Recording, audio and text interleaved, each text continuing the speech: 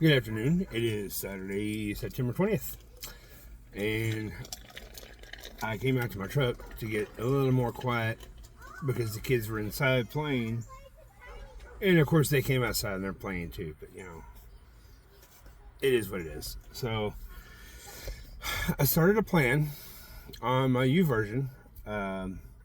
It's called Watch Your Mouth. So I did it yesterday, and just the first day, I thought, that's something I'd like to share. So I'll just read it word for word. Have you ever found yourself itching to comment or give your opinion on someone else's situation? Flies.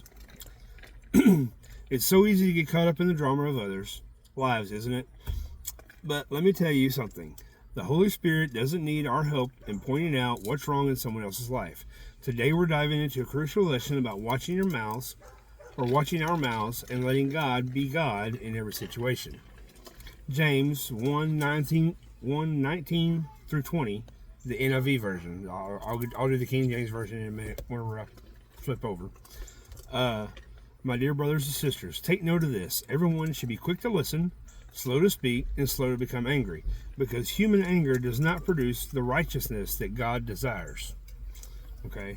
When we feel the urge to comment or judge, let's pause and remember these words from James. It's not about suppressing our thoughts, but about aligning them with God's heart. Excuse me. Sometimes when we think it's helpful, we may not be doing what God intends us for that person's journey. Proverbs 17 and 28 reminds us that even a fool appears wise when they keep their mouth shut. It's it's so hard to keep your mouth shut sometimes, though. It's a gentle nudge to practice discernment in our words. Matthew 7:1 through 5 challenges us to. Hold on, 1 second. Okay. And of course now they're going to honk their horns as they're driving by. Sorry. Matthew 7:1 through 5 challenges us to examine ourselves before pointing at others' faults. And Ephesians 4:29 encourages us to speak words that build others up, reflecting the grace that we have received. Let us commit today to asking the Holy Spirit for discernment before we speak. Let's choose words that bring life and encouragement, leaving judgment and criticism at the door. God's got this. He's working in ways we can't always see. All right, so then we go back to our text, King James Version, James 1:19 through 20. Wherefore, my beloved brethren, let every man be swift to hear, slow to speak, slow to wrath. For the wrath of man worketh not the righteousness of God. All right. And then we have Proverbs 17:28. Even a fool, when he holdeth his peace, is counted wise. And he that shutteth his lips is esteemed a man of understanding. So then we go to Matthew 7:1 through 5. Judge not that we need tongue-tied. Judge not that ye not be judged. For what judgment ye judge, ye shall be judged. And with what measure ye meet, it shall be measured to you again. And why beholdest thou the mote that is in thy brother's eye, but considerest not the beam that is in thine own eye? Or wilt thou say to thy brother, let me pull out the mote of thine eye, and behold, a beam is in thine own eye? Thou hypocrite, first cast out the beam of thy own eye, and then shalt thou see clearly to cast out the mote of thy brother's eye. Now, I honestly did not understand any of that one, the whole mote thing. So I like to go to the NIV version for plain language. And it states, do not judge, or you will be judged. Or you too will be judged. For the same way you judge others, you will be judged. And the measure you use, it will be measured to you. And that's very self-explanatory. Why do you look at the speck of sawdust in your brother's eye and pay no attention to the plank that is in your own? How can you say to your brother, let me take that speck out of your eye, when all the time there's a plank in your own eye? You hypocrite, first take the plank out of your own eye, and then you will see clearly to remove the speck from your brother's eye. Basically, don't be telling somebody they're doing wrong when you're doing wrong too. I mean, you can't be sitting there telling somebody, it's a sin to be drinking alcohol. You can't be getting drunk all the time. And then there you are taking drinks every now and then, or being drunk yourself. It's the same thing. You can't be doing that crap. All right, so I'm going to go back to King James. And then Ephesians 4:29, let no corrupt communication proceed out of your mouth, but that which is good to the use of edifying, that it may minister grace unto the hearers. And I was a little confused by that one, so we'll go to NIV. That was. I've already read this. So, do not let any unwholesome talk come out of your mouths, but only what is helpful to building up of others, building others up according to their needs, that it may benefit those who listen. Now, that, when I went to NIV, I understood it a lot better. Basically, it's so simple and easy to pick apart and see what other people are doing wrong and ignore what you're doing wrong. It's also so very easy to look at someone and say, you're just a piece of crap.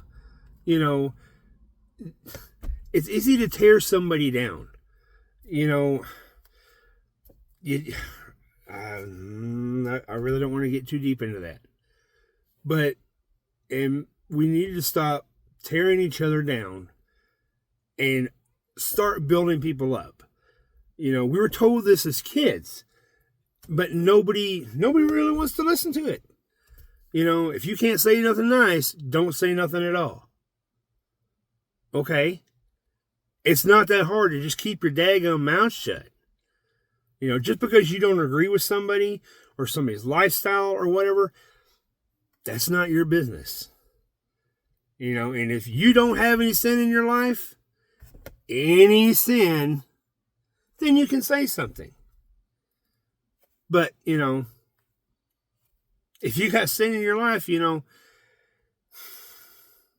I can't tell you to stop cussing when I can't go 24 hours without saying a cuss word.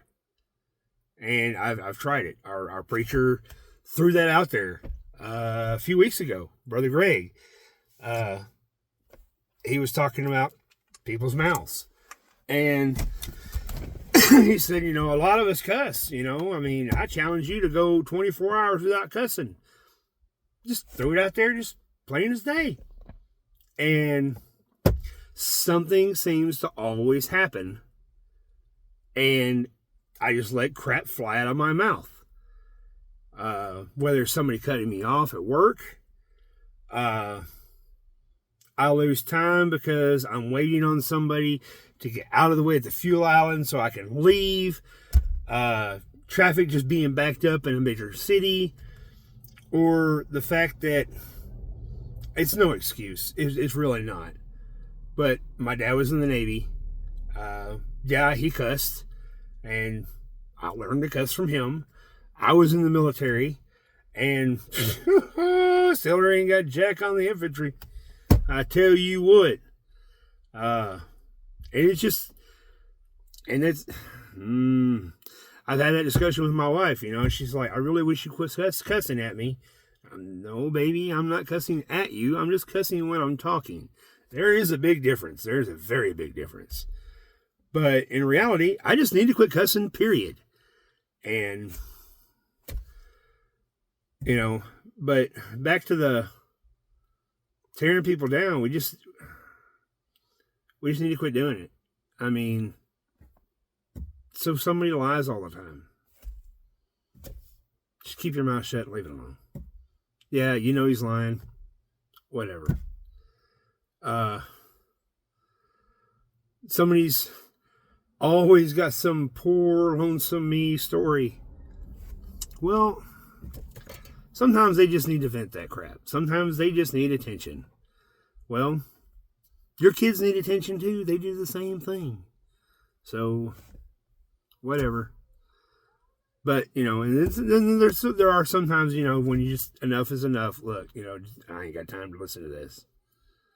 But you need to do that in a healthy, helpful way instead of, you know, you're not just going to say, you know, look, dude, somebody's always doing you wrong. Suck it up and deal with it. I ain't got time for you today. Or, look, I understand you've got issues, but there's things that I have to go do, so you'll have to put this on hold. I love you. I hate it for you, but I got to go. Same thing, two separate ways. One tears a person down. And the other way, you know, it doesn't really tear them down, but they understand. You know, so, you know, and a lot of people tear people down and they think that it's like reverse psychology. You know, me being fat. Somebody says, wow, you're a piece of fat crap, man. You just quit eating so much. Well, when you hear that stuff, it tears you down. And all you think is, well, I'm already a piece of fat crap. I'm just going to eat what the hell I want, when I want, how I want. You know? So, what does it matter? You know, whatever. If, you know, they don't like me anyway, I don't care. You know, so I'm just going to do whatever. You know, that reverse psychology stuff doesn't really work on people. It really doesn't. I mean, no matter what anybody says, I have yet for somebody to tear me down like that in any situation and me say, oh, you know what? You're right. I'm going to go straight to the gym. I'm going to start losing weight, da-da-da-da-da, whatever. You know, God, you're stupid. Your damn grades are so horrible. You know, what is wrong with you? You know what? You're right. Why even bother studying? I don't care anymore. Just don't care. See, people think that reverse psychology stuff works. No, it works not the way you think it does. You know, if you've never been torn down like that, you really don't know how it feels. So, be good to one another, you know. Start building somebody up. I challenge everybody to not do anything that would tear anybody down for the next week. Give it a week. 1 week. So, all right. Love y'all. Praying for y'all. Pray for me. Bye.